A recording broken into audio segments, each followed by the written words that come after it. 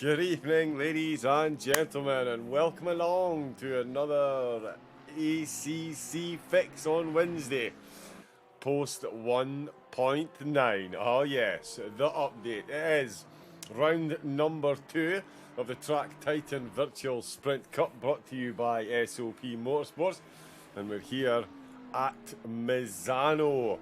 A personal favourite of mine. I cannot wait to get torn into the action this evening, as I'm sure the drivers too. A couple of things have changed. Hopefully they don't cause too many issues this evening. And there is a slight issue has appeared. There's some issues with the broadcasting software as well, so we'll try and keep everything going as best we can. The drivers were in qualifying there. We will get back to that as quickly as we can. And in the meantime, we can have a look over the standings prior to tonight's race. One race in the bag so far. Of course, the Nürburgring. It was Dan Watts of Team RTO bringing home the victory and the 55 points tally to go with that. Jeffrey Ritchie finishing in second, with Liam Page finishing in third. Jonathan Reed.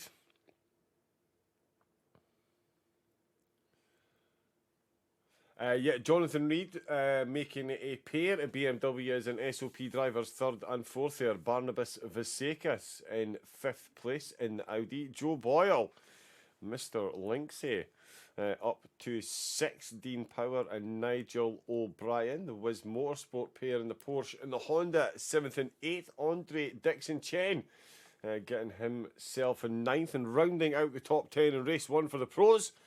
It was Chris Fielder in the Honda. In the silvers, it was Ryan McCord for Team RTO leading the way in the BMW. 55 points there, safely tucked under his belt. Darren Jones finished in second, with Nelson Pinto rounding out the podium on his return to sim racing after almost a year away. He's been away for quite a while. Sebastian Sajak, David Lewis and Mustafa Ransbar finishing 4th, 5th and 6th. A pair of Porsches there. And another trio of Porsches with Jur Zokats, Jake Rose and Raf Scullion. Rafa can't make tonight's race, so he's likely to lose that position in the top 10. Armand Petrovics, obviously a hot favourite to take that. David Danzer there in 11th, with James Rollins in 13th. Klaus Christensen in the Ferrari. Will we see him in the new Ferrari? 1.9 update, anyone? It's interesting, isn't it? Anyone in the chat tried it out yet? It's turned the Ferrari 488 into a Mercedes over the curbs. Interesting times ahead. Gavin Taylor 15th, Aidan Larson, James Rollins, as I mentioned, in 13th position, but no Rafa this evening. So he won't see any improvement in his position. We'll just wait on everyone to rejoin the server. And we'll go over a few of the details. Of course, 60 and 90 minute races over the season. We do have 2 random tracks to be chosen. I think we all know one of them is going to be Valencia. Excuse me. Over the season. Pit stops, there is one mandatory stop, but there aren't any mandatory requirements in the pit stop. It is an entirely free choice. There is a 40-minute stint timer to all 60-minute races, but no stint timer for the 90-minute finale. Keeping it interesting for sure. There will also be success penalties. That's right. If you do well, we slow you down. So what will happen is if you finish first, Dan Watts, for instance, he will get a 15-second penalty to serve during his pit stop. Second will get a 10-second, and third will get a 5-second penalty. And that is per split, so the pros and the silver, the top 3 in each class will all receive those penalties. There's 2 points for the fastest lap of the race, and the championship will also feature a drop round, meaning your worst round will be removed from your overall points tally, and the remaining total will be your season finale. Just checking, we should just about, it's a good video, I don't think you can watch it too many times if I'm being honest. I think we're about good to go. Hey! There is Mr. Simon.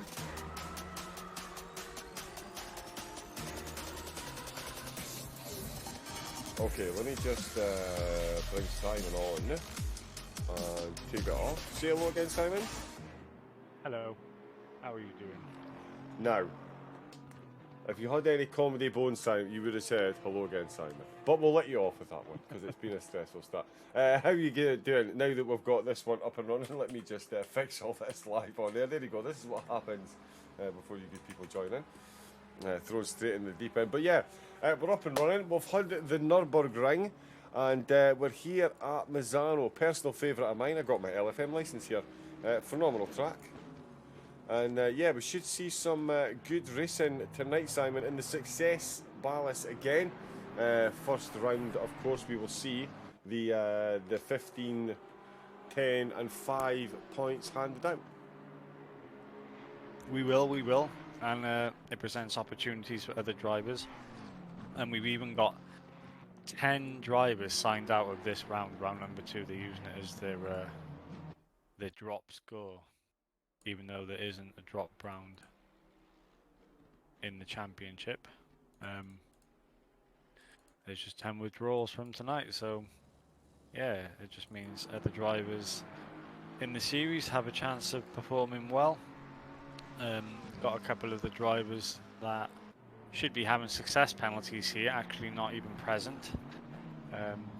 And well, yeah, it's a bit of an unknown because obviously just a few hours ago it was the 1.9 update, so Indeed. it might even be unfair that these drivers are having success penalties from the previous round, be it because it was on a different version of the game. Who knows what the balance of performance is like with all these cars. Just basing a general guess on the practice servers, BMWs are still going to be good. And obviously for this round actually, the drivers cannot use the new Ferrari, Porsche, Lamborghini. They can only use them from round 3 onwards. So all the drivers that are out there in the Ferraris, Porsches and Lambos are actually still on the old versions of those manufacturers for this round. Indeed. We've got some times coming. We've got 5 minutes left of the silvers. We've gone over the championship standings, so let's talk update. Have you had a shot of it yet, Simon? I haven't had a go myself. No. Too busy trying to sort these server updates so we can go racing tonight. How have you found it? Well, interesting. I jumped obviously straight into the new Ferrari. I know, who'd have thunk it? But I did. I jumped into the new Ferrari and I instantly thought to myself, oh, the force feedback feels a lot lighter. So I wondered if that was a change to the force feedback, and there is the point I was just about to make. If this man on screen now realises what the update has done to the beloved Ferrari, he's in for a treat. So the new Ferrari, very pointy, very nice. Calls of understeer will be no more in the land of Ferrari, given how pointy the new one is. But someone said about the curb, so I jumped into the old Ferrari, which I've been racing at Misano in the LFM races for about a week solid.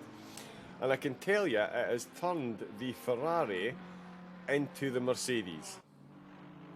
You can absolutely fly over any curb you want with minimal upset to the car. Minimal upset to the car.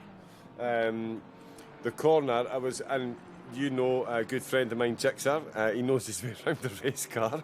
Very speedy, fast is Mr. Jix. And we were in agreement that the real acid test, let me just get the correct corner name, was Curva del Rio. The exit corner on Curva del Rio, which I think we're coming into just now. Let me see if I can jump on board. Yes, here. Oh no, this is the end of the lap. Is anybody near at car 84 is just going through. So yeah, so we'll stay on board with Christensen. Like honestly, these exit curves here, I flew over them in the Ferrari like they weren't even there. And any Ferrari driver will tell you that's just not happening. The turn 1 curves here, glided over them like they weren't there. And you can see they're absolutely beautiful. So much more turning in the slower gears, but down through here. So that's turn 3 out the way. Do you know what I think they might have done? I know they talk about how they've made a lot of changes to the suspension and the bump stop and dampers and stuff. But yeah, those curves here. But they may have just made the curbs a lot more friendlier. Obviously, any curb would send you to the top of the pyramids on 1.8. You know, it doesn't. It depends what curbs you hit. You know, it doesn't matter what car you're in. If you take one of those curbs, especially like circuits of the America, for example, you're just skyrocketing into the air. I actually think that they've just made the curbs a lot more user-friendly to be raced on, which is what they should be like anyway, because that's what it is like in real life. They're not that harsh in real life. Yeah, I mean, for very good reason as well. You don't want some of the things you see on sim racing when they hit the curves. You certainly would not want that happening in a real race car. But certainly the way that Ferrari now takes those curves, I might even stick with a 488 instead of jumping into 296. We'll see. Up at the front of the field though, James Rollins leading the way in the oh no, he's not. He's just been overtaken by Aiden Larson in the BMW. 2.5 tenths ahead of Rollins here. Gavin Taylor in the McLaren. He's in third. I'd imagine the McLaren will be doing well over the curves now as well. Well, that's going to be an interesting update for that as well. Ransbar in 5th. Jones in 6th position. 3rd place last week. Nelson Pinto currently in 8th. Klaus Christensen in 9th. Danzer is in 10th. Armand Petrovic's in 11th. And last week's round 1 winner, Ryan McCord, finds himself 12th place. So perhaps he's not getting to grips with the update. It definitely feels different. I will say there is, other than being able to glide over the curves a lot easier. The tyres, like I found the Ferrari locked up a lot easier. A lot easier. Especially coming into this corner that we're coming into now, just before Corvone. Very, very sharp braking zone, as everybody knows, as you're coming round, trying to find as much exit speed as possible. And yeah, the front of the Ferrari definitely enjoyed a lockup. So it'll be interesting to see how the drivers got on. 1 minute 34.2, which is still pretty quick. Yeah, still pretty decent, to be honest.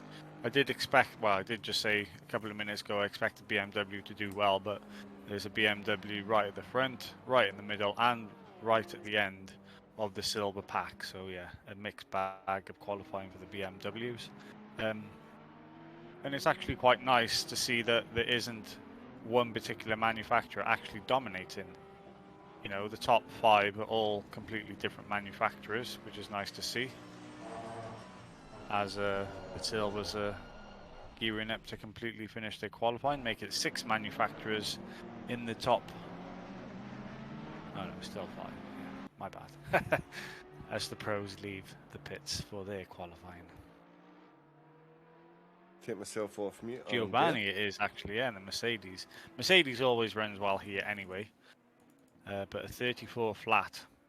So you got to expect the pros are going to be doing a 33 flat, perhaps. They're going to be a second faster, maybe. Yeah, could well be. Are the pros out on track? Yeah, there we go. The pros are out. We've got the timetable up. Just having a look at Giovannini then, right at the death. In fact, Ransbar, Jones, and oh, there's Christensen on the side of the road. He's just teleported back to the pits. D. Lewis is shown as a silver, but he is in the pros. No, he is a silver. He is a silver. Oh, he's just not set a line. So O'Brien and Lewis, who are both in the pits, they've got quali bans here. Okay.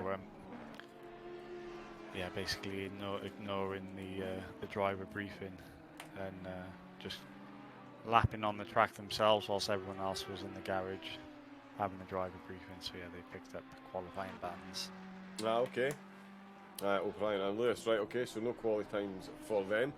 So only 12 of the Silvers qualifying then. It's Giovannini who will lead the way, Larson in second, Rollins in third place, Taylor and Sokat's fourth and fifth, Ranjbar in sixth, with Jones Pinto down in eighth place after the third last week, Christensen in ninth, Danzer in 10th, Petrovics in 11th, and big surprise there for me, Simon, Ryan McCord won it last week. He didn't qualify in first last week, to be fair. He got it done on the racetrack, much like one of his mentors, a certain Mr. Linksay.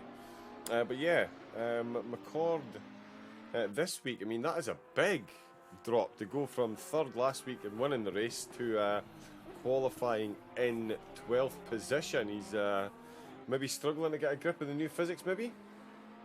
Possibly hasn't put any practice time in with the new physics, and just to make things even worse for himself, he's got that success penalty to serve for winning the last week's opening round as well. So after lap 1, he's going to have a 15-second penalty next to his name, and he's got to start last in class, so not going to be a great event for Mr. McCord, that is for sure. Indeed. As yeah, and then the other two, the 128, 84 and 889. So Darren Jones and Nelson Pinto, they're the other two that are going to be picking up success penalties in the silver class. As yeah, we're with last week's round 1 winner in the pros, as well as Jeffrey Ritchie, who finished second, but we are without Liam Page, who finished third last week.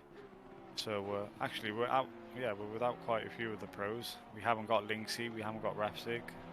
I think it's only Dan Watts representing the RTO League here tonight. They've got other things going on.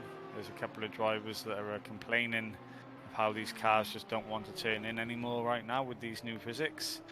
And I guess that's to do with the new tyre model as well. It's a completely changed tyre physics, so that might be a massive factor into why these cars just don't turn. Or it's because meta setups do not work anymore, so these drivers can no longer use the max negative toe hacks that they've got accustomed and used to over the last couple of months. They've now got to reset themselves and put everything back to real/normal values, and obviously that's going to affect a whole bunch of things when it comes to setups and how the car handles. Yeah, again, I've had a very limited experience, but I did drive the Ferrari, and one of the things I did notice was it did seem a bit understeery, and then as soon as you tried to push it, like even just get that turning a bit more, the tyres just scrubbed and you were going pretty much in a straight line. So Mr. Desson in the chat, ADN again in the chat as well. I'm going to be honest, Mr. Desson, one of the things I did say after doing 3 laps of Misano in the old Ferrari on normal tyres, by the way, I've never used a max negative whatever. None of my setups have got that on it because I don't know what I'm doing with it, so I just use setups that don't have it. One of the things I did say was going to be interesting tonight, certainly warming the tyres up.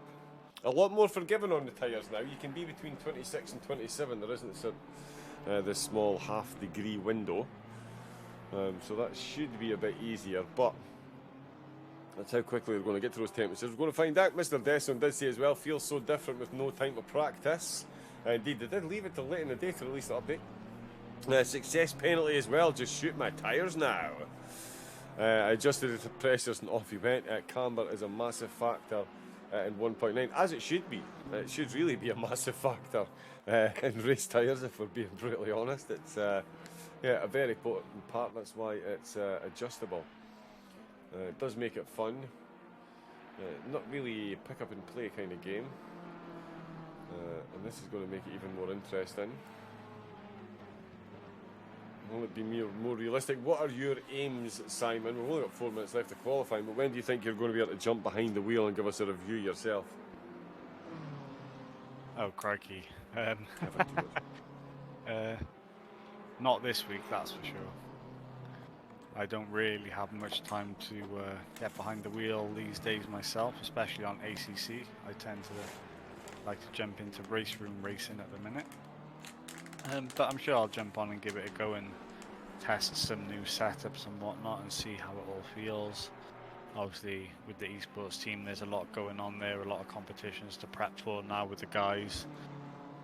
And there's got to be a quick turnaround, so hopefully we can get on top of it all in the next couple of weeks before the next major competition comes around. So yeah, going to be a busy 2 weeks for everybody, I think.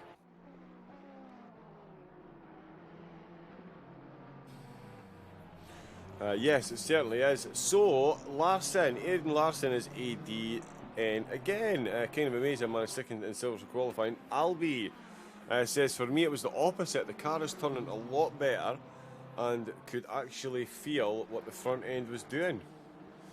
So, there we go. One of the aliens is chipped in. And I tell you what, qualifying at the minute with 2.5 minutes left to go, Simon. That time of Giovannini is looking fairly spectacular, and Andre Dixon-Jens has gone up to 4th. Dan Watts can only manage 5th at the minute. Jeffrey Ritchie 3/10 ahead of the rest of the field, but Giovannini going to start on the 2nd row of the grid the way things stand at the minute. Yeah, just look up and down the field. I mean, some of these pros haven't got on top of the physics already. Some of the silvers are really mixing it in there. Could completely change the order for the entire grid, to be honest, because even though it was pretty set for the 1.8 update, like we said, it's basically a brand new game, so it's going to be who can get on top of it the quickest will come out the fastest, and this is perhaps what we're seeing now here, only 3 hours after the update. You know, some of these silver drivers are now mixing it in with the pros straight away, and some of these pros are struggling to get on top of the game. So yeah, some of the pros down in 20th place, where you wouldn't expect them to be. Yeah, no, absolutely not. Chris Fielder still a set of time as well, but as you mentioned there, Dean Power comfortably in the top 5 last week, and now finds himself 20th overall, with only a minute left to go. This is the thing, we could see a complete change of manufacturers and the order that they seem to be in. Honda is going to be a big talking point because it was rapid on 1.8. We're going to see now if it really falls behind on the 1.9. And I can't really talk too much for Porsche, Ferrari and Lamborghini because the guys are still using the old versions here, but certainly not hampering the efforts of Ritchie and Morant, who are taking the top 2 spots currently in the old versions of the Porsche and the Ferrari. And Dixon Chen there. Yeah, he was saying he's got on top of it straight away. So he's basically just picked up a 1.8 setup that he was previously using, changed some of the values, and he said it seems to be working wonders for him. Obviously, qualifying is one thing, but obviously I doubt anybody's been able to do a full race run, you know, a full 60 minutes of racing and preparation. So we'll see how things like tyre degradation plays a part in this race now after qualifying as well. So it could completely change the running order during the race. I think that's going to be a big thing, you know, now. Teams and drives, they'll have completely 2 setups, one for qualifying, which is going to be pretty extreme, and then one for the race, which might be quite reserved, so it means their tyres can last the entire race.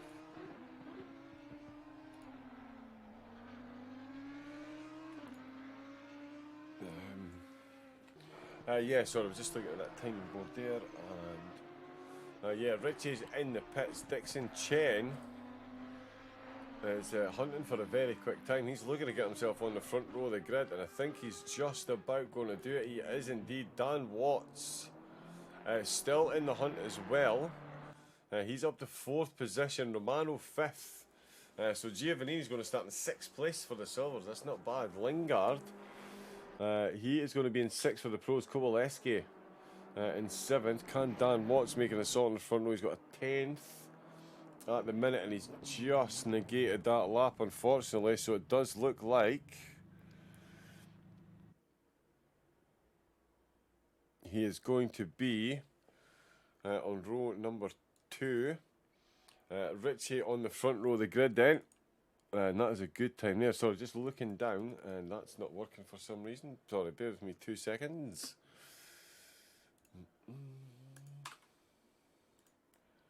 Okay, let's just do that one. Yeah, so there we go. Richie taking the top spot. Dixon Chen in second. Morant in third. Watts in fourth. Then it is Romano in fifth place. Lingard in sixth. Kowaleski in seventh. Cairns in ninth. Kashikdaras 10th, Juzma 11th, Power and Fielder 12th and 13th, and O'Brien, no time set with that quali ban himself and D. Lewis. Misha Filipiak not getting a time set either. So that is how the pros line up, and the silvers, Giovannini, Larson, Rollins, Taylor and Sokat's the top 5 there. But certainly a couple of newish names up at the top. Dixon Chen up at the front of the pros straight away. Romano mixing it up at the front straight away as well, Simon. Dan Watts down in fourth place. Yeah, some usual names that we see at the top of the tables, and then talking to some of the drivers, you know, they're hoping to refine their form on this new patch, and Dixon Chen and Romano are two of the drivers that had a pretty tough time of it at round number 1 at Nürburgring. I think Romano even retired from the race. And so, yeah, they're going to be happy that they're both inside the top 5 with this one. And now we're just going to be getting into the unknown for this race. Like I just said, qualifying is one thing. I mean, Richie was a good 4/10 ahead of everybody else, it seemed. So will that qualifying pace translate into race pace for the Porsche, or will we see like at round number 1 where the Porsche's tyres just died off a lot worse compared to the rest of the field, and he had to pit for tyres, and that's where we saw him drop from the lead right down to 4th or 5th, wasn't it? And he had to fight his way back up to finish in 2nd place behind Dan Watts. So we'll see how pit strategies play out here, if anybody's going to take tyres, if all the field need to take tyres now with this new patch. I think we might see a bigger drop-off in race pace if tyres do go over that cliff. So yeah, it's going to be really, really interesting. We're just as much in the dark as the viewers are at home, and even the drivers behind the wheel, I don't think they really know what's going to happen during this race. They're just going to hold on and hope for the best. Couple of minutes now and we'll soon find out. Indeed, we will. Round number 2, and of course the drivers, Simon, all to play for with the prizes that we've got up for grabs. The champion in each class get themselves a 6-month free subscription to Track Titans Plus membership. Second place will get a 3-month, and third place gets a 1-month free subscription to the Track Titans Plus website. And all the drivers that complete 6 or more of the rounds will be entered into a prize draw to win 50 quid as a completion bonus as part of the championship. So not too bad at all. Track Titan, a phenomenal sponsor and a great website. Yeah, I mean, I guess right now is the perfect time to use Track Titan, isn't it? Because all these drivers are entering the unknown. They don't know what's going to be optimal lap times at any of the tracks. So now is a perfect time to install Track Titan and use it to your advantage to gain the lap time back as quickly as you can. Indeed, and yeah, the lucky drivers that win, as I say, in both the pros and the silvers, the top 3 in each will win prizes. 20 seconds. Don't forget as well, the champions in each class will get a trophy as well. So. Oh yeah, trophies as well, of course. Definitely don't want to forget the trophies. They've had some really cool ones over the years, actually. The ones at Baggy, was somebody related to Sam Bagwell that made trophies once? Yeah, they had the glass ones, that's right. Glass trophies, yeah, they had them. Yeah. They've had a whole host of different types and styles of trophies over the years, but we're going to go with some more traditional motorsport trophies for the champions in this one. Nice, and here we go then. Off on the formation lap. It is a whole new world for the drivers. This is going to be interesting to see what happens. 3 hours ago, this was dropped. The new physics, new tyres, new ability to drive over the curves completely unfettered, it would appear. Fun times ahead. There's Mr. Leon Seeley in the chat. Of course, himself and Mr. Morant. I was keenly watching pit wall for, a solid 16 hours, keeping an eye on what was going on. But yeah, despite Simon some bad luck once again at Paul Ricard. Virtual mirrors on. Nobody saw that. It's fine. Yeah, SOP doing quite well. 11th place, I believe, you finished in the LFMs. The 24 hour. Was it 11th? I don't even want to talk about that. Okay. We ended up finishing P13. So in the last hour of the race, we picked up 2 drive-through penalties, which dropped us from P11 to P13. But obviously, it wasn't the best of races anyway. The guys drove their heart out, but it's one of those things that the wind was against them since the word go, you know. Chris Sabert qualified the car in P3 for the Virtual Endurance Masters, and then Marco got us off to a brilliant start, you know. Within the first hour we were running P3 and P4 and battling with the top teams like Williams and stuff for the lead. And then there was just one small collision with one of the West Competition Racing BMWs, and it was a snowball effect from there, you know. We picked up 5 seconds damage, and then we were lapping slower, and then it was another 5 seconds extra in the pits to repair the damage, and yeah, just a few snowballing issues from that, which dropped us outside of the top 10 over the 24 hours. So yeah, round 1 we qualified P5, we were running P2. Round 2 we qualified P3, we were running P3. So we've got the pace to do really well in the championship. We just need to spend a little less time in the pits, that's all.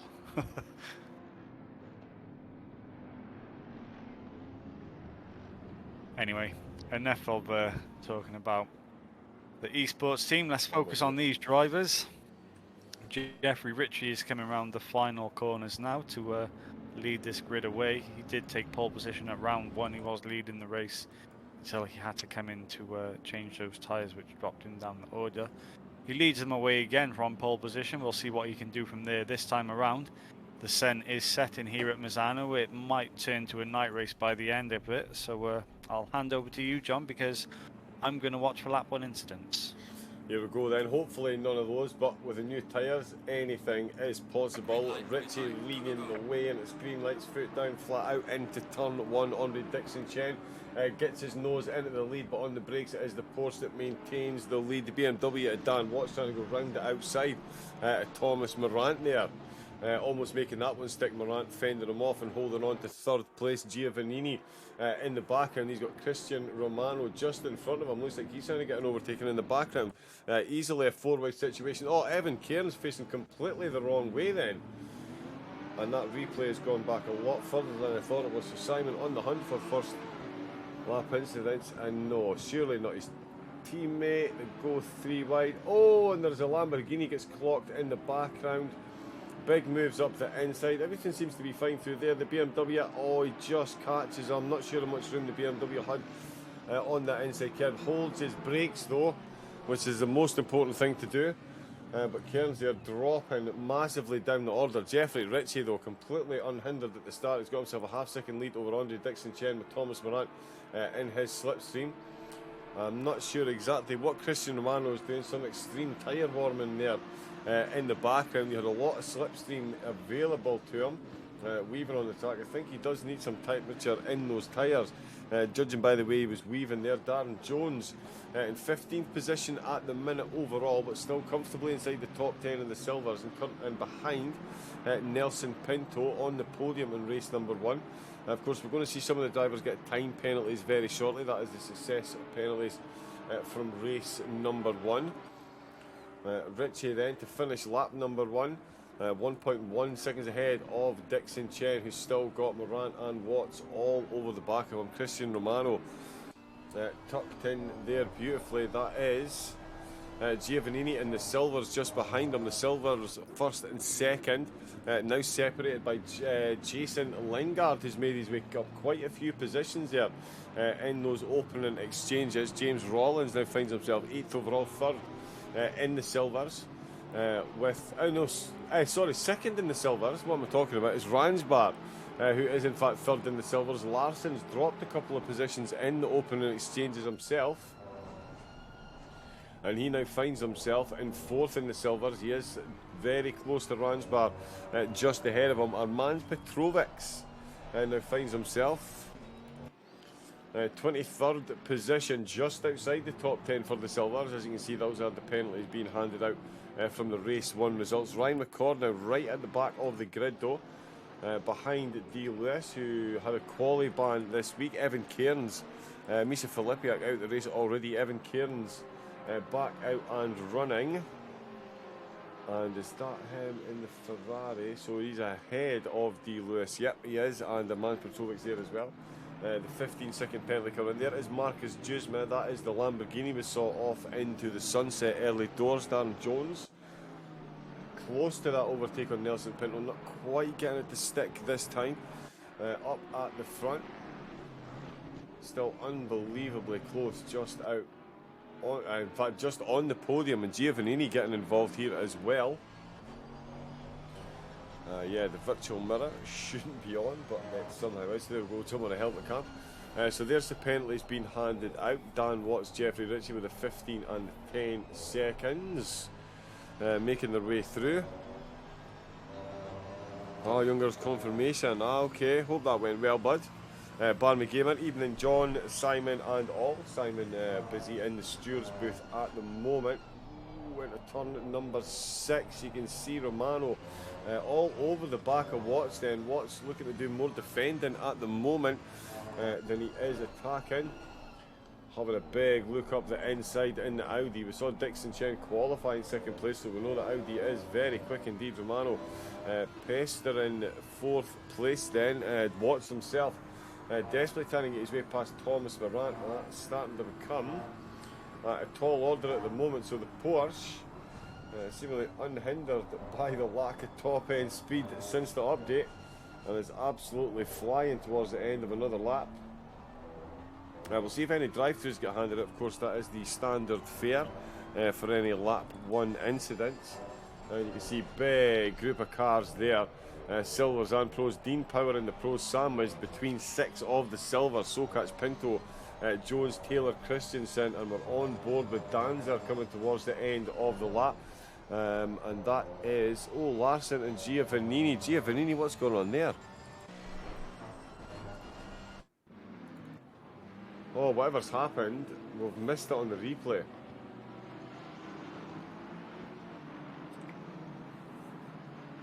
So he is now rejoining just ahead that group of cars that is chasing Nelson Pinto, Jones, Power, Taylor and Christensen, all getting themselves involved here. And that is a straight chase out of the last corner then into turn number 1. The Porsche on the outside line is certainly looking quick. And Darren Jones is now ahead, although here comes Pinto trying to fight right back around the outside. In the background, the two of his motorcycle car. Oh, and he's gone off track. He's wiggled ever so slightly. Is that going to let Power on the outside on the way to Carvone? Oh, and there's been a bit of contact, and he's managed to hold that. Let's call that a win for the new physics then. No shadow realm there for the Porsche. They did make contact, but he did hang on to it, and he's hung on to that slipstream as well. And you can see it in the background. There is Pinto in the BMW, and there is a Wiz Motorsport Porsche right behind him. Even though we can only see the McLaren of Gavin Taylor, there is Power's Porsche appearing. Having a look up the inside once again, looking for every opportunity. The BMW right out on those curbs. Every car is going to be out on the curbs now. Especially the Ferrari. Look at the way he just glides over there in the Porsche. The BMW, the McLaren all making their way through as well. Christensen in the background of this battle. Watching this one intently as David Danzer closes in on him as well. Oh, look how close he got on the brakes there. Incredible stuff. So close there. Jeffrey Ritchie not close to anybody at the minute. 2.2 seconds ahead of the rest of the field. Thomas Morant. Owen Larsson's been given a drive-through penalty, so that must have been for a lap 1 incident. That's going to see him tumble further down. Started in second in the silvers, currently in third place. Just looking to see if anyone else. I don't think there was any others. There's Ryan Accord. He's got 15 seconds. That's from race number 1 for winning race number 1. But he's well down the order at the minute. Larson there. He's got a drive-through penalty to serve within 3 laps. He is chasing Ransbar for second. Like I say, that drive-through this early is going to see him tumble down the order, especially with another man. Oh, and the Aston letting go a bit on the exit curve there. That is Kashik Tarish lurking in the background.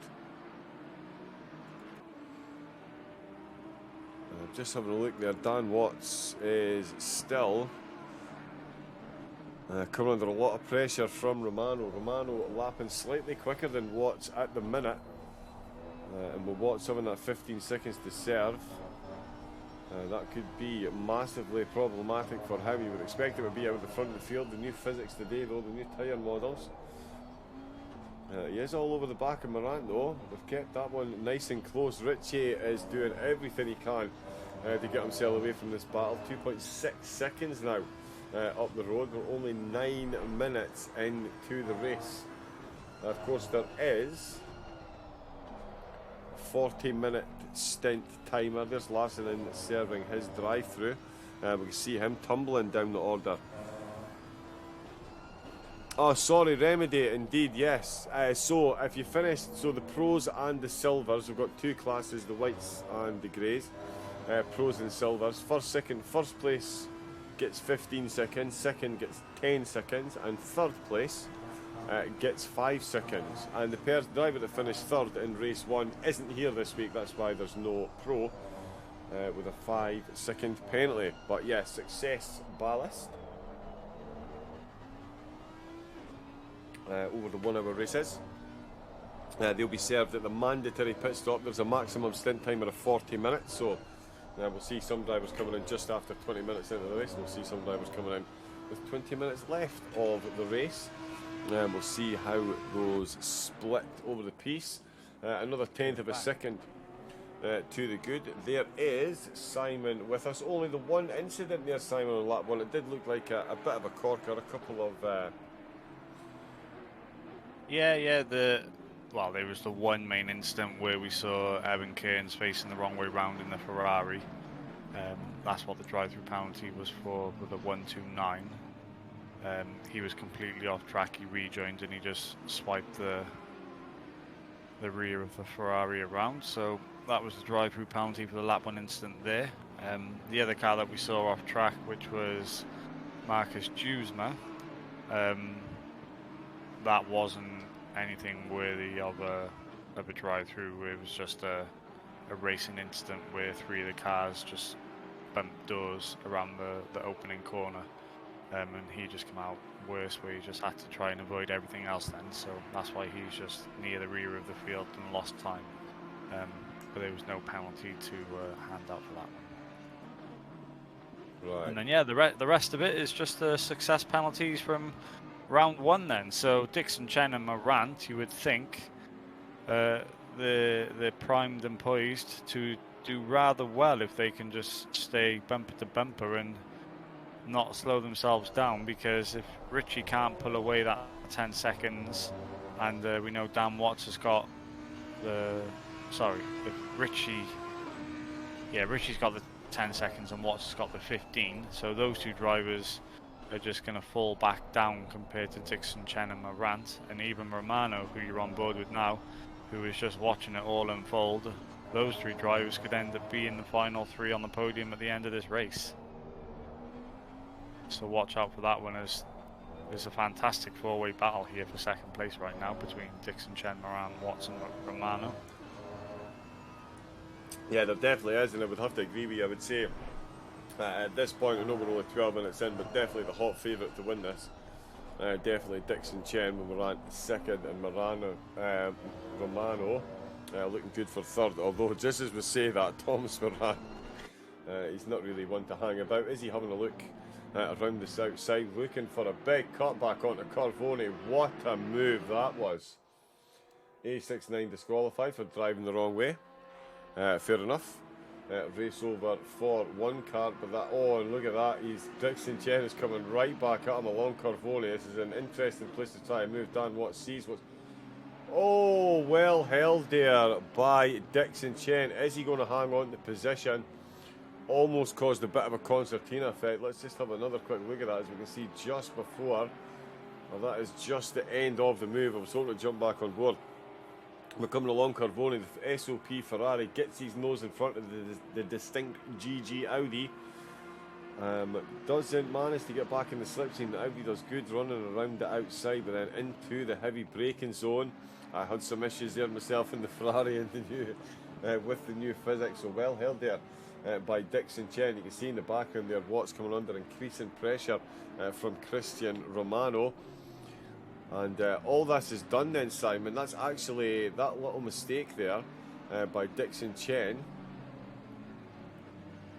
Slowed them down ever so slightly. Thomas Morant did get the overtake done, but that has doubled the gap. And in fact, Dan Watts then in the background goes side by side on the way into Curva del Rio. He's got the BMW planted up the inside, and he has got that move done. Oh, Dixon Chen running ever so slightly wide, and it's now Audi versus Audi. It's Christian Romano potentially having a look up the inside. Opens the corner up, does the Audi ahead, and Romano just sails it right up that inside. They're now side by side on the exit. It's going to be Dixon Chen getting a bit of slipstream there from Dan Watts ahead of him.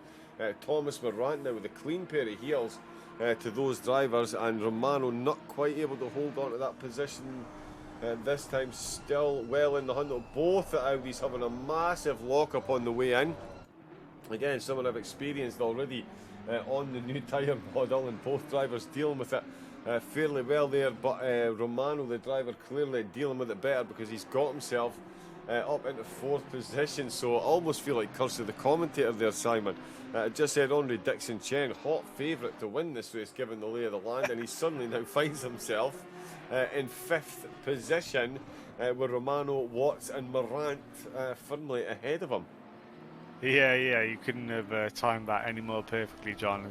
As you said, that he's just had the worst 2 laps of his life, and he's gone from second to fifth, outside of the podium positions. But something I do want to touch on, actually, especially with Dixon Chen, because he did confirm it in the chat as well, that he is trying to use a version 1.8 setup with some adjustments to it, and maybe it was okay in qualifying format, but when it switched over to the try and have a race, the setup just is no good in race trim now, the 1.8 setups. So it goes back to, I'm not sure if you watched Aris's stream, who does the physics for ACC, but he was saying you can pretty much write off any setups that people had for 1.8 into 1.9. You need to completely redo them from scratch, you know, get rid of the toe, get rid of the camber, adjust the suspension, your dampers, your bump stops, everything needs to change.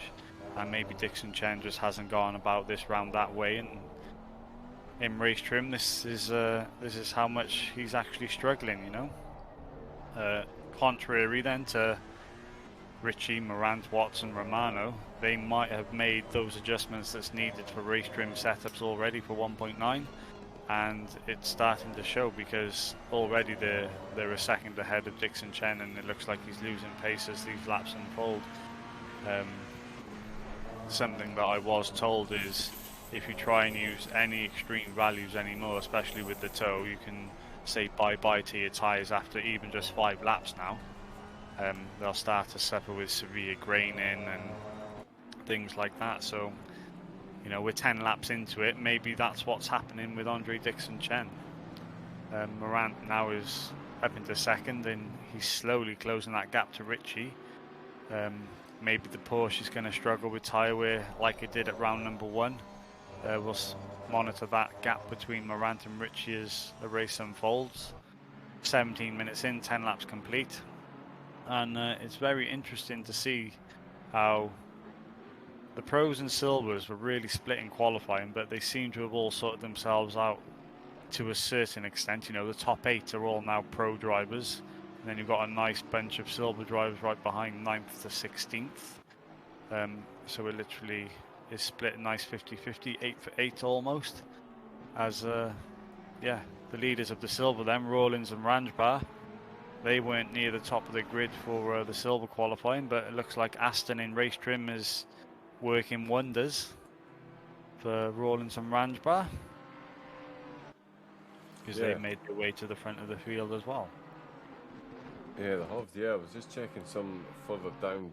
David Danzer, having a look up the inside of Evan Cairns. That Evan Cairns just fended him off there.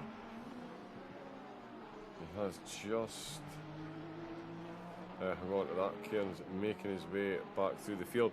It's actually Mr. Death Zone that's been yeah, he went wide to avoid the crash, spun round and ended up with a flat tyre, spun on the pit entry and got DQ'd for trying to spin the car back around. Mr. Falcon, yes, racing just hours after the update, as we're seeing. Yeah, 3 hours, a couple of the drivers not quite hitting the ground running with a new setup, which is, I mean, it's more than fair enough, to be fair, Simon. As we were saying, 3 hours, and from what Alice was saying, the old setup's completely useless, and yeah, that's the majority of what what the majority of the drivers are going to have as a marker point, since everyone got so used to the minus, negative camber and all that stuff. This is a massive departure from this. So as you were saying as well, the most interesting part could be which cars are still got their tyres left at the end of the stint. We've only got a 40-minute max stint timer. I know the Hondas before, we don't have any Hondas in here, but they did struggle towards the end of the stint. But do you think we're likely to see, I mean, 40 minutes isn't that long, surely we won't see that much tyre wear, or potentially with the cambers being all different, maybe we will. Do you think? I'm not sure. Yeah, no. Does anybody have any idea at the moment? Well, to be fair to the racing conditions, it isn't entirely that hot. You know, track and air temperature running at 18 degrees now. So Nürburgring, for example, was as high as 30 degrees in the race, which is a stark contrast to what they're in now. You know, the sun is setting, the track is cooling, so that will obviously help the tyres anyway, regardless of if it was 1.8 or 1.9. So there may be tyre life left at the end of driver stints here. It's just going to be really interesting to see what the drivers do in the pit stops. Obviously, we can't see from their perspective how their cars are feeling right now. Maybe some of them are struggling and they're noticing the drop off in grip more than the previous update. But there's no struggles on board Jeffrey Ritchie, who's increasing that gap out at the front of the field. Obviously, he's got the 10 seconds to serve in the stop, so naturally he's 5 seconds behind Thomas Morand as it stands, you know, and then Dan Watts is going to drop back even behind maybe 7th place. So he's going to drop from 3rd right now outside of the top 7, the way things stand. But the BMW is, and the Ferraris in general actually right now, they used to be really good over a longer distance. So we'll see how that plays out with the tyre wear. Obviously 40 minutes is still a long time to go on tyres. If any of these drop off a cliff, you could easily see a car lose 1 to 2, maybe even up to 3 seconds a lap sometimes. So we'll see how bad tyre degradation is. I would say in 30 minutes time, you know, the final 10 minutes is always make or break in these races. And we'll see how these drivers and cars are stacking up after another 30 minutes of racing.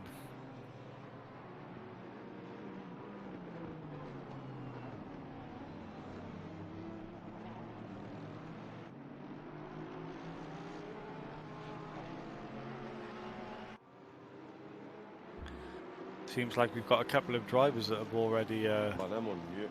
retired from the race. Yeah, John, you're still on mute, so I'll jump in. Yeah. early retirement from Chris Fielder. He's already 3 laps down, even though he did complete his one and only pit stop. Early retirement for Nelson Pinto. He was looking good for a strong result here until some mishaps happened in the opening few minutes. And I think we had a disconnect as well. I'm not sure who it was, though. Misha Filipiak. Filipiak, okay, right. So there we go. There's 3 casualties straight away for round number 2. Indeed, yeah, Chris is in the chat. He's saying that NSX genuinely feels like it's been hit hard from the update. He feels like he couldn't control the car at all, so yeah, bowed out. Saw your spin, mate. It looked like Beyblade. The other Honda was gone as well. There was two of us. Yeah, so the Hondas seem to be struggling with the new physics a fair bit. The Audis definitely not. Neither, as Simon pointed out, the Porsche. Jeffrey Ritchie, 5.5 seconds as we approach the halfway mark of the race, and he doesn't necessarily need to have a 10-second gap by the time he comes into the pits. He just needs to have, say, a 5-second gap halfway into the race. It means if he has a slick pit stop, he's still going to be in the hunt for the race win. So at the moment, Ritchie definitely keen to keep the race destiny in his hands. Thomas Morant doing his best to catch up in the background. Only a 10th slower than Ritchie on that last lap, so he's definitely capable of matching him lap for lap. Can he keep it up over the next 36 minutes? So they're going to hit traffic when they come out of the pits as well. And imagine that's why they're staying out as long as possible to avoid that. Juzma in 17th position, trying to find his way past. Oh, that's Taylor's just lost positions.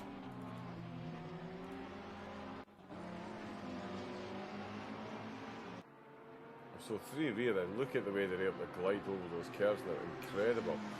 Christensen and Juzma getting a phenomenal run there. Christensen just plants that beautifully up the inside. Taylor leaves more than enough room in both cars and make their way through. All three of them keep it between the Mayo and the Mustard. But it is Taylor then down to 17th position. Christensen and Juzma both making hay whilst the sun does shine. Just at the end of the replay though, we saw the Ferrari go side, but I'll tell you this as well, it's definitely a lot easier to catch the Ferrari now, that is for sure. I was having way too much fun around a couple of the corners at Misano, that's for sure. Giovannini then, one-time race leader in the Silvers. While been watching the pros, he now finds himself down in 4th place. He's got Kashikdarish in the pros just ahead of him. Then it is Jones with the 10-second penalty. Ranjbar in 2nd, and Rollins still leading the way for the Silvers. Ryan McCord, who won last week in the Silvers, finds himself last but one. Larson in the pits. So he's bringing up the rear at the moment. But that 15 seconds is going to hurt even more. Gavin Taylor has come into the pits after losing those 2 positions, so pretty much on the halfway mark. 34 minutes left to go,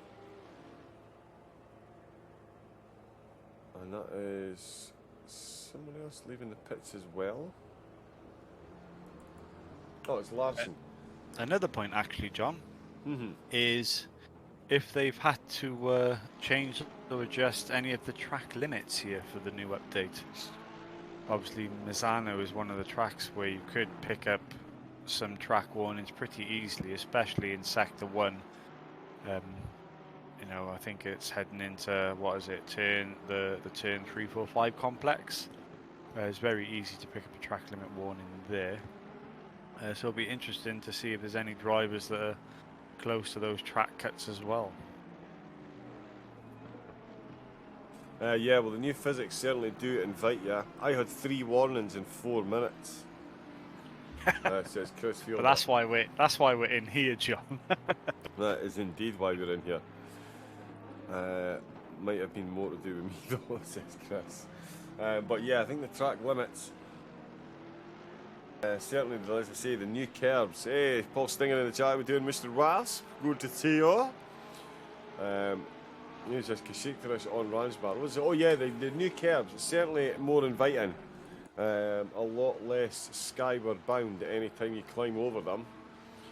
So track limits certainly could come into play. Now that the drivers are going to be a bit more confident putting the car out there. Giovannini looking to get back.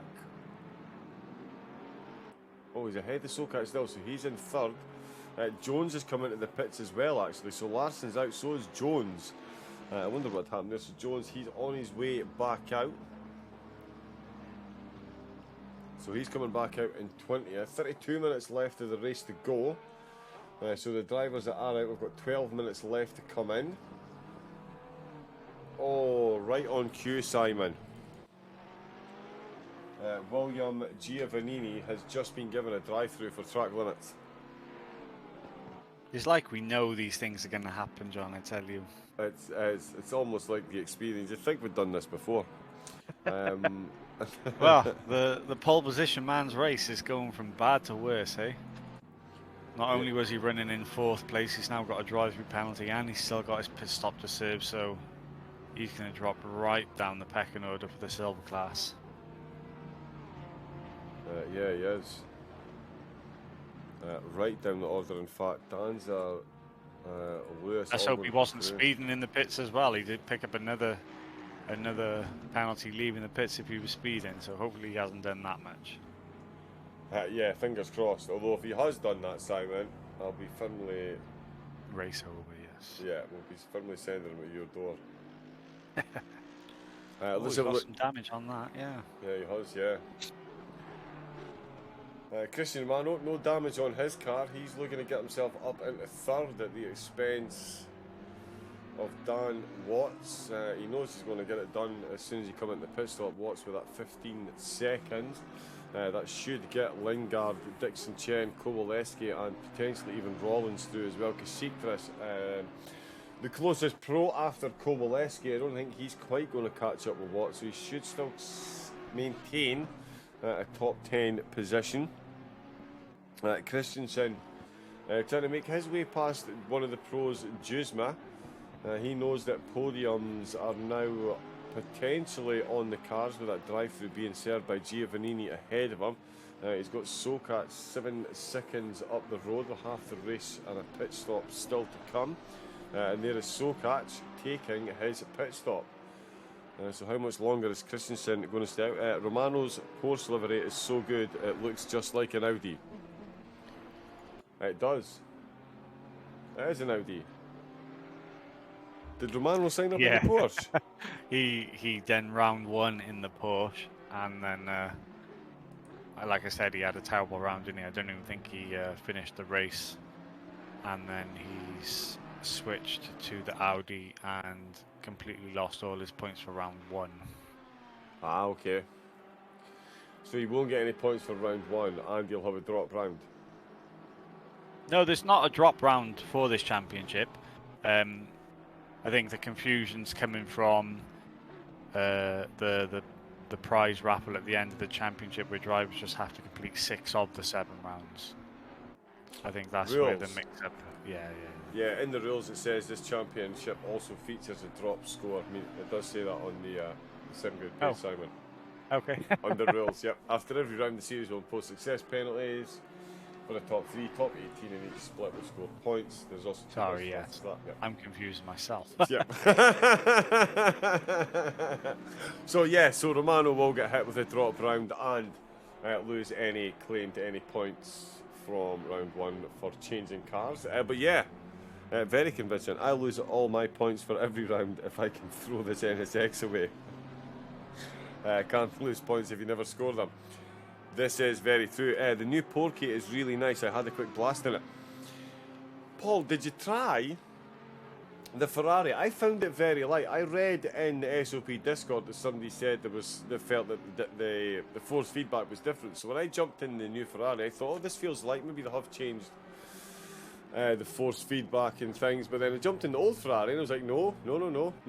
It still feels the same. It'd be interesting to see how that compares. Oh, that's completely broken now. Well done.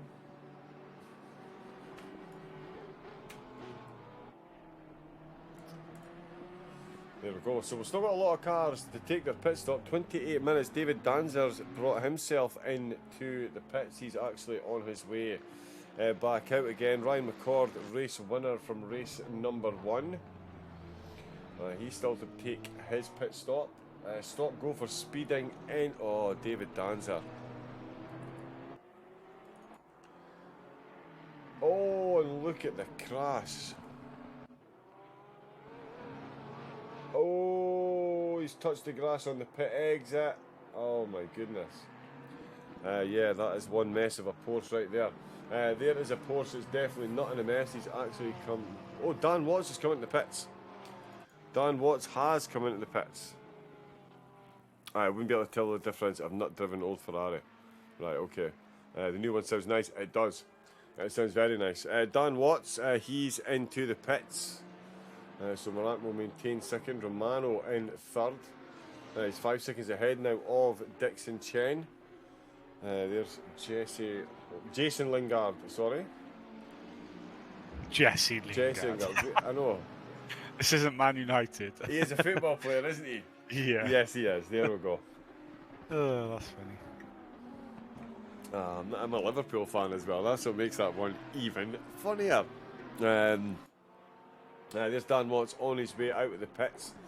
That extra 15 seconds is going to see him drop down the order. He should make a couple of positions back. Not sure how many is he still dropping down. Juzma trying to get his way past Power. In fact, I think he's got this one done up the inside on the way to Curve Rio.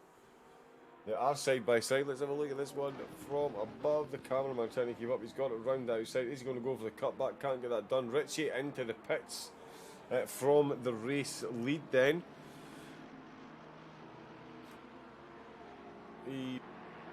He was sitting someplace around about 5 or 6 seconds. If you can make that up again. Oh, Juzma in that Lambo looking very quick indeed. Bit of a wiggle on the brakes there, right on that inside curve. The Porsche right round the outside on that apex tightly is the Lamborghini. The Porsche doing well to fend off this one though. The Porsche not struggling so much in the straight line as it has done in the past. Oh, right, I'm on that outside curve and again into the final corner. Takes the apex absolutely beautifully. Gets a flyer on the exit and maintains that position. Ritchie on his way out of the pits. And he will, you would think, be comfortably ahead of Dan Watts. Yes, he is. So that was job one done. Maintain that position there ahead of Watts. Juzma. No, sorry, Ransbar is who I'm looking for. He's on his way back out of the pits. So Ritchie didn't change tyres for this round then, compared to round one. His pit stop was 13 seconds, so obviously his 10 seconds penalty and 3 seconds up and down. So there's been no tyre change on board for Jeffrey Ritchie. We'll see how the Porsche tyres are at the end of the race. Yeah, he's probably going to have not changed tyres in an effort to try and negate that 10 seconds. But yeah, will that backfire come the final few laps? You'd think he'd get an hour out with him, but if he's not got the setup dialed in for the new physics, it could be an interesting one. Juzma and Power still going at it then. This is for 7th in the silvers. Kowaleski Rollins comes in from the lead of the silvers. That's going to promote D. Lewis. I keep calling him D. His name's David. I've always known him as D. Game just crashed. Oh, for Mr. Death Zone. Nightmare. So his game's just crashed. O'Brien not in the race anymore either. Pinto outfielder still in. Larson still running just to the back. McCord back out with the pits. That 15 seconds served as well. Lewis comes in to the pits. There goes Juzma and Ransbar. Petrovic and Ransbar. Petrovic still to come into the pits. Ransbar just making his way through. I think that's... Oh no, it wouldn't quite be a blue flag. But Petrovic, yeah, he's still got to take his pits. So Ransbar back up to 10th place. Dan Watts released from the pits. Had that penalty to serve. Came back out in 9th place. Rollins just ahead of him. Thomas Morant has come into the pits. Henri Dixon Chen has stayed out. He's got 3 minutes more before the stint timer will be reached and breached. Lingard's come into the pits as well. So Romano currently leading the way. He too's got 3 minutes left to take his pit stop. I think it's going to be mighty close between Morant and Ritchie. right on board with one of them, John. We'll see how close they. Morant is just leaving the pits now. Where is Morant? There he is. Oh, you're right, that is close. Oh, Morant's in the lead. Morant is in the lead of the race then. You can see just off his rear spoiler how much of a gap has he got though. Romano and Dixon Chen still to come into the pits. But we're on board with Morant. There is a timing line. Oh, we've got a few corners to wait before we get confirmation. 2 seconds it said, and he was 5 seconds ahead. Dropping like flies. Sorry guys, my pit stop didn't count again and the speeding, so I had to do 3 pit stops. It's just being the way of a pro, so I called it a day. I was slightly to the right in my box, so don't know why it didn't count, but couldn't see my box as Fielder's car was ahead of mine. Is someone else disconnected?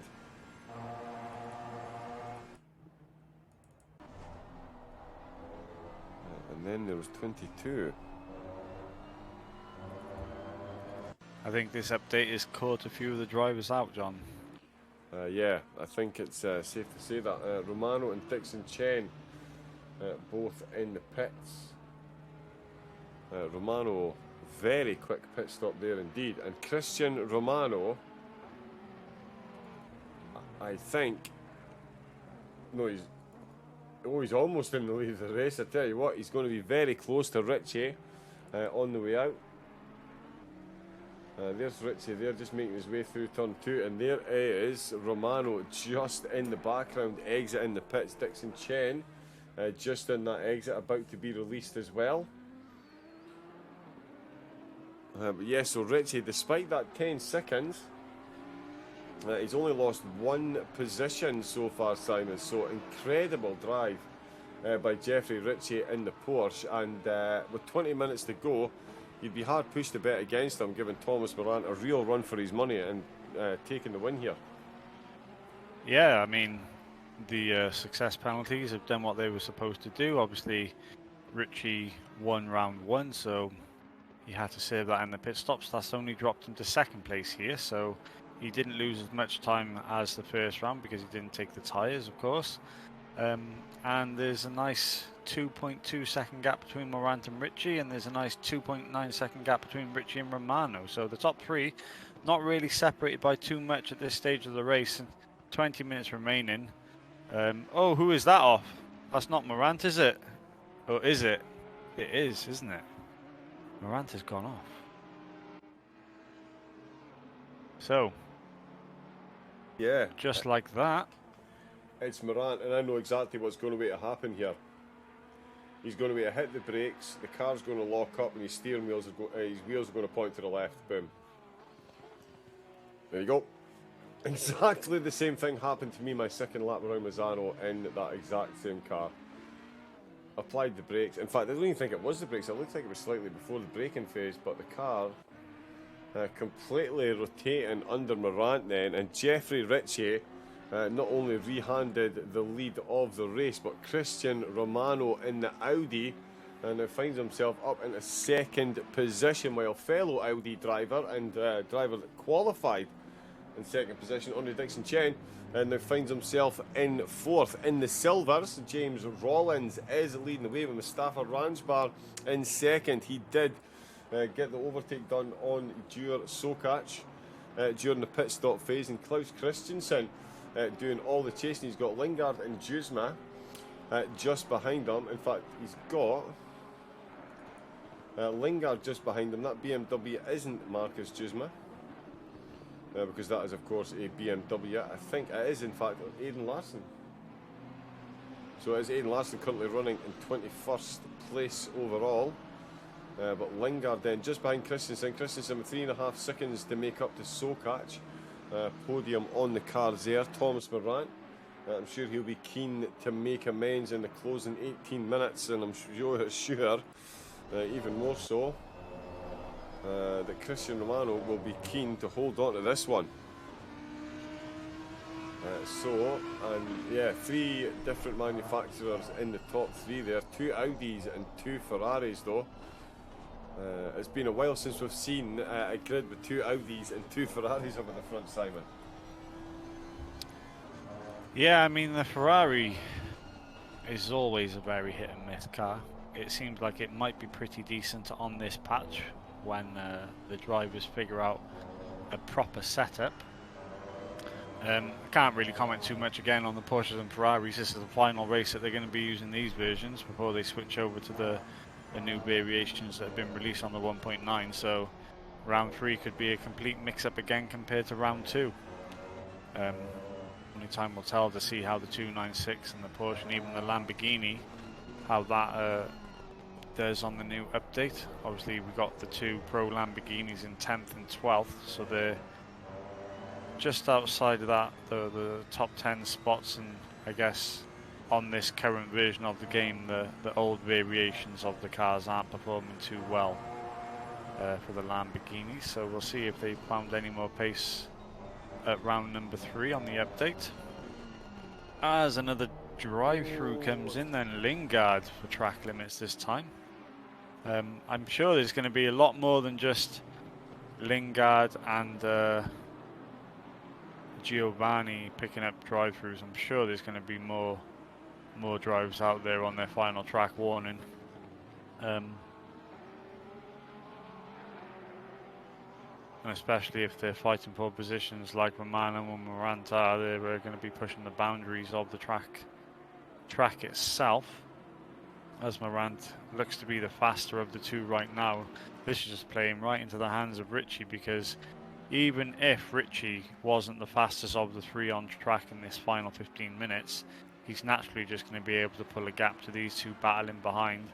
Already is up to 4 seconds now, yeah, so he's gained a whole second over Romano and Morant, whilst those 2 are battling for the final 2 podium positions there. And well, I mean, James Rawlins and Ranjbar, they're miles ahead of the rest of the pack in silvers, as same goes for Sokach. They're in 3rd place in the number 11 Porsche.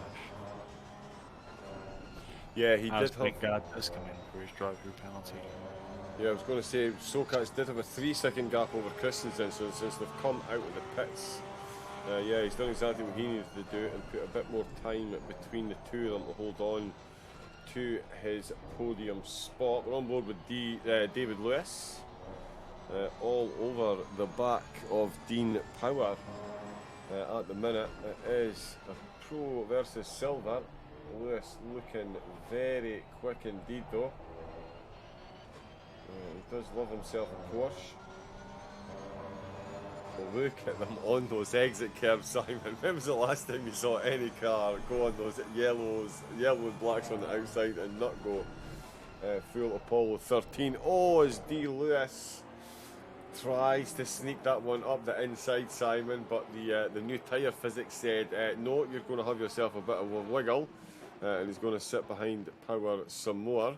But the drivers, ooh, he's come right back at him. I must say, from the commentary box perspective, the new physics and tyre update seems to be working rather well. We're seeing a lot less death on the curves. We're seeing a lot more drivers being able to save these cars when they're sliding. That's for sure. Jones on the super save there, by the way. For anybody that saw that, you just saw that. That was incredible. Yeah, he was full sideways in that Porsche there and he held it. I've actually got a video, Simon, of me giving round this track a full lock through turns 4 and 5 in the Ferrari and catching it on exit. It was beautiful. Absolutely beautiful. Lovely stuff, mate. Lovely Indeed. stuff. We've got Linksy in the chat. Wanted to race, but he's been stuck at work. That is a nightmare. Got to pay them bills though. Oh, look at this. Here comes Jones having another look. And I tell you what, he's absolutely sailed past Jusma there. Jusma got a nightmare of an exit, and Kashikdras could follow him through as well. And I think he's going to get it done on the brakes, Kashikdras, and he has indeed. Jusma losing 2 positions in 1 corner there. So the Lambo definitely found wanting. Not being found wanting up at the front is Thomas Morant in the Ferrari. We saw him off tracks. Looks so good, the new physics. Yeah, Linksy, it'd be interesting to get your take on it. Being someone that can actually drive. I've had a bit of... I had a couple of laps in the new Ferrari and then a couple of laps in the old Ferrari. I can't confirm the curbs, like these curbs here, that was, look at them, pointing to Thomas Morant, you can see what I'm pointing at. But those exit curbs there on that corner, that's normally death for the Ferrari, but yeah, you can absolutely sail over them. Simon and I are almost pessimistically expecting a few more track limit penalties, just, yeah, with the new tyres maybe not having as much grip, and me myself, a firm believer that some of the drivers really are going to be pushing the track limits, given how forgiving the curbs now are. In fact, Kowaleski having a good run towards the end of the race. Dixon Chen was looking good for a podium. He's in 4th place at the minute. He's got Kowaleski all over the back of him. Looks like struggling with tyre wear and temps. Of course, Linksy will have an inside line to the Team RTO. But yeah, Ryan McCord down in 19th this week, Linksy. Qualified 12th in the Silvers after winning last week. Massive surprise, that one. And Dan as well, currently in 6th. Even with that penalty, I would expect him to be a bit higher. Who was it I was about to look at? It was... Amir Kashikhtarash, I believe. Yeah, he's all over the back of Jones. We've seen Jones a bit sideways, and in fact Giovannini as well, trying to make back some positions. He's got Petrovic just ahead. Yes, struggled so far. We will work out the week and get him back to the front. Oh yeah, I'd imagine it won't take long. It's like, as Simon and I were saying, it's like a whole new game now. With the way these physics are, certainly from my experience over these new over the curves. Interesting times. Race server is saying there's only 5 people in. Update needs updating. Oh yeah, it does that sometimes. You get random amounts of people, it says, that are in the server, but we've definitely still got 20 in and running. Giovannini still trying to get past Petrovic to improve on his position. Yeah, 9th place he is at the moment. We're going to get back up to 8th. Morant in this Ferrari and Kowaleski in the Ferrari. The 2 cars looking most likely, and in fact the 3 cars looking most likely to get an overtake. Amir Kashikhtarash, another Ferrari driver. So it is the Ferraris, all Giovannini. Mercedes versus Mercedes. Petrovic, slightly at sea through turn 1, and that's almost a handbrake turn there from Giovannini. Did manage to get that one stopped and rotated. And he has sailed through and got that one done there. To keep NRS up, plus it looks good. Oh, okay. Nelson's rejoined. Darren Jones has been overtaken by Kashikhtarash then. Heading on the way into Corvone. This is a brave one on the brakes in the Ferrari. Opens the corner up and goes for the big old cutback. The Porsche absolutely hung himself out to dry there, and the Ferrari in a straight line doing what Ferraris do. The Porsche having a look up the inside from the slipstream, then perhaps got out the slipstream a little bit early. As you can see, the gap now is stretching out, so definitely got out the slipstream a bit early. Good move in on the brakes there. And that is Kashikhtarash. And Larson, Simon. We did say we thought we might see more drive-through penalties. The worst case scenario, Aidan Larson, that's his 2nd drive-through for track limits in the one race, plus the drive-through for the lap 1 incident. A bit of a race to forget for Aidan, this one. Yeah, it's a big learning curve, isn't it? He said that he hasn't had any practice on this new update. He's coming into a brand new track as well. Yep, another drive-through to serve. We're seeing a couple of drivers fall by the wayside now with track limit drive-through penalties. 8 minutes to go, still at least 5 more laps for drivers to pick up those warnings. as Romano is doing remarkably well at holding off Morant. Morant's closing speed on the brake seems to be far superior, but then Romano's exit speed just seems to be enough just to keep his nose in front into the next corner.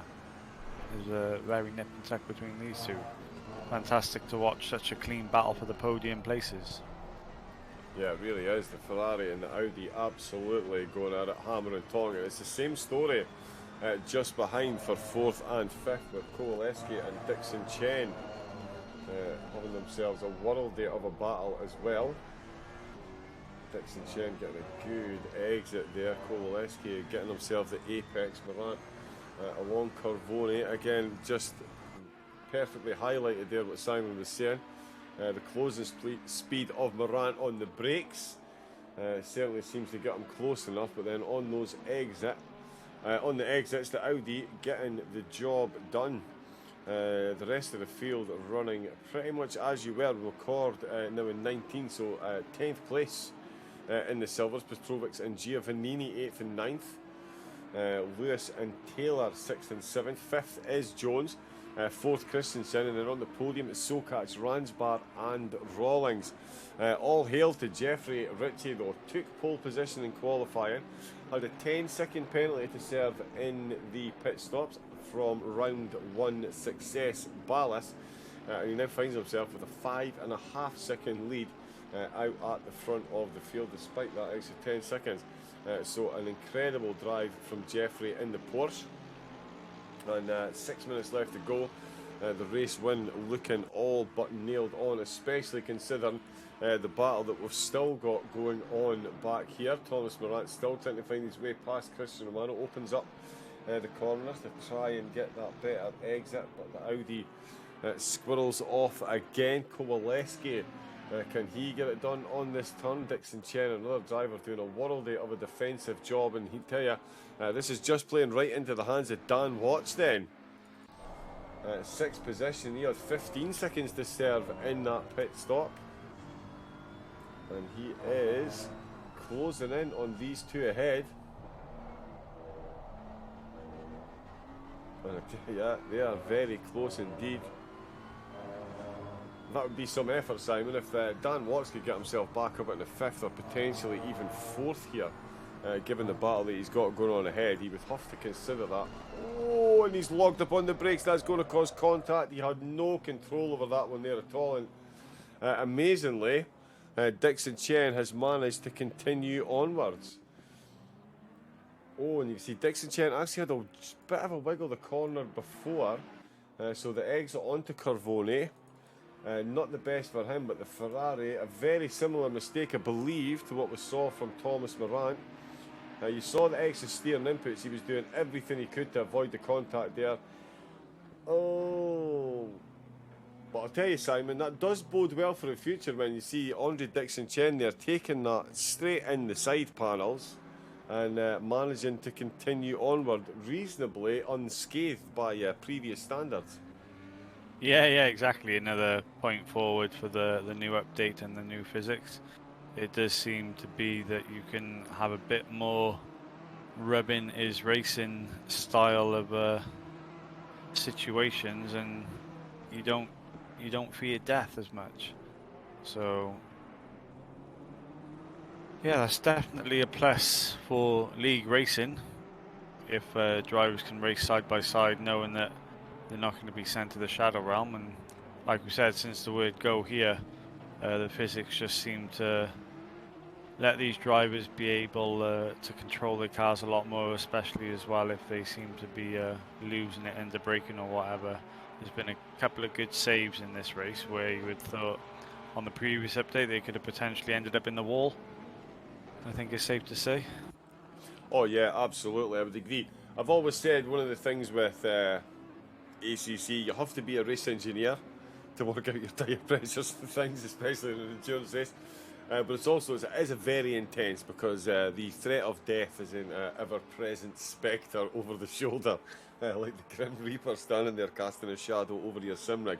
But the moment it does, like you say there, what a move of the inside by Kasikteras to take that position back from Christensen. Can he hold up one of the brakes? Oh, and he does manage to keep that one. Yeah, Robin is racing, but as we saw there, someone makes a mistake on the brakes. That usually would have ended up in a certain shadow realming for both parties involved in that, and all it resulted in was a bit of contact. One driver continued on, and the other had a bit of a half spin. So, yeah, definitely promising things ahead. Let's just hope it doesn't encourage drivers too much like it did on Gran Turismo 7. No, that's crossed. it, Yeah. But we will remain positive. We will remain positive. You don't want WTCR style racing from Race Room here on GT3s in ACC.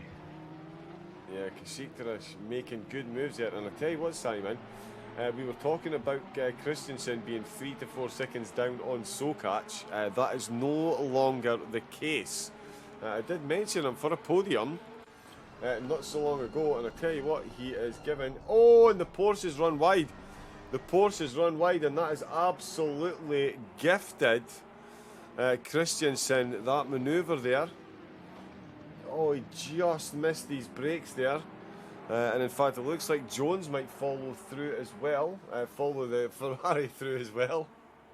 Yeah, we've seen that quite a bit tonight, and I think that's going to be a story to tell in this new update. The brakes seem to be a little bit more sensitive compared to the previous version. You know, on 1.8 you could just slam on the brakes and you'll be able to stop it nicely and make your way around the corner. It seems that there's a lot more locking up going on with these brakes and these tires, so I think a lot of drivers are going to have to change how they race.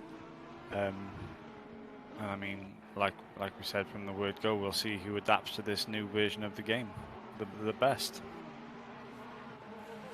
Yeah, indeed we will. Sokach there coming under pressure. Jones did get the overtake done as well. So that's 2 positions that Sokach has lost in the penultimate lap. Have a look at this. So Klaus Christensen finds his way onto the podium. So great drive so far. Definitely have to say that out the field at the moment, the drivers that have coped best with the update, Klaus Christensen, definitely worth a nod. So too Mustafa Ransbar, Andre Dixon Chen, and I would say as well Christian Romano and Chen, no slouches by any means at all. But certainly getting the job done, although just as I'm saying that, Dan Watts all over the back of Dixon Chen on this final lap. This is going to be a grandstand finish for 4th place. Here they come to start their final lap. Richie, of course, the driver who's had the least camera time out of the whole race. We will need to get his livery fixed. But 8.4 seconds in the lead, so the 10-second penalty. He's got 15 seconds to serve next week. Will that even make the slightest of impacts on his championship charge, given the performance he's had here? The rest of the field are going to have some catching up to do. Morant still hanging very close. They've got the Mercedes just behind them, and Dan Watts and Andre Dixon Chen still going at it as well. We've got 2 battles to watch on the closing laps as Richie closes in on the checkered flag. He's just coming through Carvoni into the heavy braking zone. Morant in the slipstream along Carvoni. Oh, there's a bit of a gap there. How is Dan Watts looking? He is close. Not quite close enough though. It is going to be... Oh no, leader. Drive through for track limits.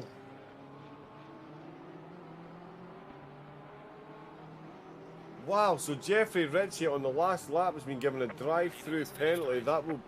So it's a 30-second penalty. That's actually quite lenient, but it's going to be Romano who comes home in 2nd place, and that's going to be the race win for Christian Romano, with Thomas Morant in 2nd and Andre Dixon Chen. If he can fend off Dan Watts, which I believe he has, he's going to get himself on to the podium.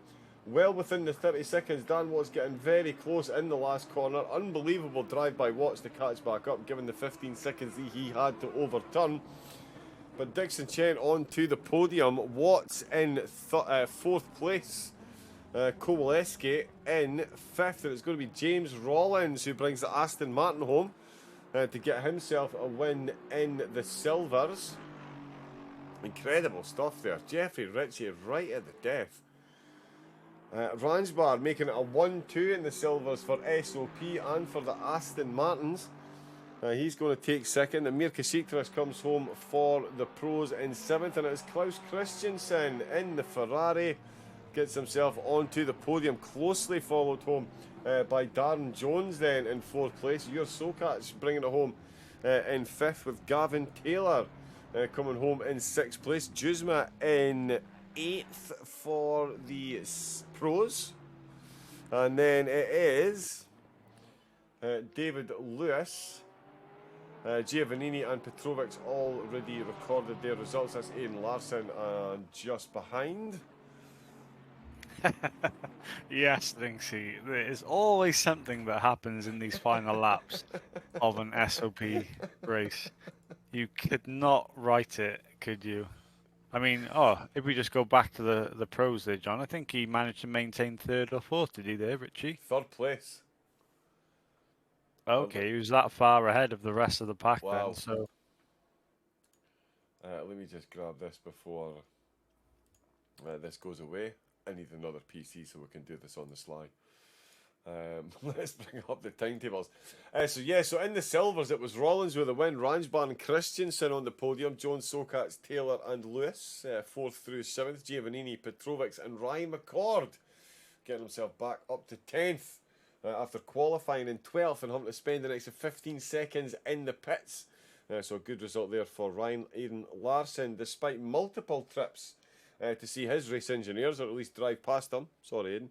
11th position there. And in the pros, Jeffrey Ritchie will get 2 points for the fastest lap of the race, but he'll only bring home a points haul for 3rd place after a drive-through penalty for exceeding track limits too many times on the penultimate corner of the 1 hour race, meaning Christian Romano brings home a race win in the Audi. Thomas Morant in the Ferrari in 2nd, Richie, as I said, in 3rd. Dixon Chen in 4th. Dan Watts in 5th position. Kowaleski in 6th place. Then it was Kashiktrash in 7th, and Marcus Juzma finishing in 9th place. Power and Lingard not quite bringing the cars home. Every race without fail. You, Linksay, honestly could not write it, could you? Absolutely could not write it. Klaus Christensen, yes, my friend, I did see the Ferrari fly, bud. Phenomenal stuff. Simon, another SOP championship springs into life once again in the dying stages, and it really has set this one up for the next 4 or 5 rounds. It's going to be an absolute cracker with this update now. It is going to be an absolute cracker with the update. Obviously, just to touch on there quickly, Morant must be kicking himself to finish a 10th behind Romano there, because he had a nice 2.5 second gap lead coming out of the pits, and then that one mistake dropped him behind the top 2. Obviously, if he never made that mistake, he would have been walking away victorious because of the penalty being applied to Ritchie there. But yeah, fantastic stuff from Romano to pick up a win there. That is definitely unexpected, and I'm sure Romano himself is going to be ecstatic with that win. Rawlins and Ranjbar having a fantastic race for SOP in the silvers. Seems that the Astons are going to do well in this update. And obviously it's completely going to change for round 3, because all these drivers that are in the Porsche, Ferrari and Lamborghinis, they're going to have the new Evolutions to race with. So it might flip it on its head once more. If they choose to. They have to. They have to? Yeah, they have to use the new ones from round 3 onwards. Oh, so you can't stay in the 488? No, that's something that I've decided on for the championship.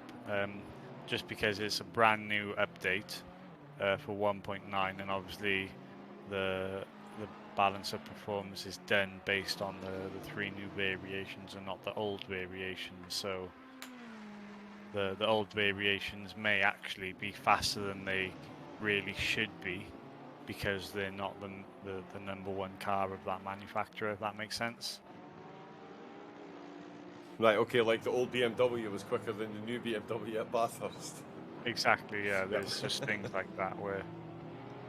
So yeah, whenever a new Evolution comes out with of a particular car, it's always mandatory to switch to that one because that's what it's there and designed for with the new update. So yeah, there's a week's break between this round and the next round as well anyway, so it does give them 2 weeks to now adjust to the new cars and the new physics rather than just jump in 3 or 4 hours after the update, you know. Good of me to put a round on just as the update hits, you know. But yeah, that's really changed the championship standings, how things are. You know, there was a good number of drivers that featured really well at round 1 that missed round 2. They will hopefully be back for round 3, obviously with the week break as well. And yeah, that's just opened up the championship in both the pros and the silvers, so can't wait to get back to this one in 2 weeks' time. Yeah, it's going to be a phenomenal next round. I did have the track on. It's Barcelona. Barcelona. It's been far too long since we have been to my beloved Catalonia, so it's going to be great to see the cars racing there. Big thank you, of course, to our sponsors, Track Titan, who are giving the top 3 drivers in each split prizes. First place will get a 6 month subscription to their Plus service. Second will get a 3 months, and third place will get a 1 month subscription. And yeah, as you were saying, Simon, might not be a better time to get yourself involved in Track Titan, given the telemetry and data that they can provide, given the new update. Yeah, I can't wait for it. So we'll see how things play out in 2 weeks' time for that. And obviously, we've got our, just to quickly mention as well, whilst we're on stream, before the next round of the sprint series, we've got our bought-out endurance at Valencia as well. Obviously, the new cars, the new track for our endurance party. That's not this Sunday, but next Sunday. And that's another race to look forward to at SOP. Indeed it is. Yeah, looking forward to that one. We have a raid target, so let's do that. So yeah, massive thank you to the sponsors, Track Time. Thanks to everyone that took part this evening. Thank you to Kunos for leaving the update so late in the afternoon for us to download. Massive thank you again to the man joining me in the commentary booth, soaking up all the action and loving every second of it once again, Mr. Simon Baggas. Of course, always a pleasure to join you. You're only saying that because you mean it, Simon. And a massive thank you to EK10 Gamer for the follow as well. And cheers to everyone that's been in the chat. Wasps, Bailey popped up as well. Linksay, Mr. Death Zone here. So we'll have David Dancer in the chat. So yeah, thank you to everybody. Ian Egan. We'll have Aidan in the chat as well. Remedy was Motorsports was in. So was Leon Seeley. We're going to go see someone that took part in the race and he's just about to drive the new Ferrari. Y'all are welcome. It is Mr. 9K from the UK. He's just clocked himself a podium in the pros.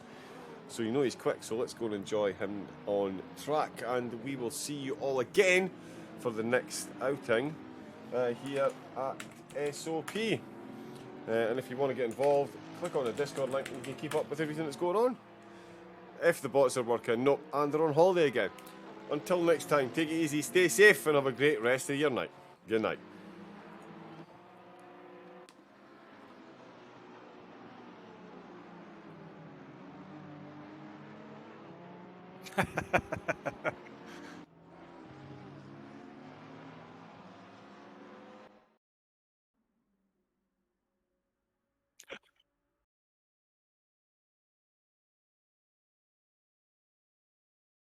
That was a nice race, mate.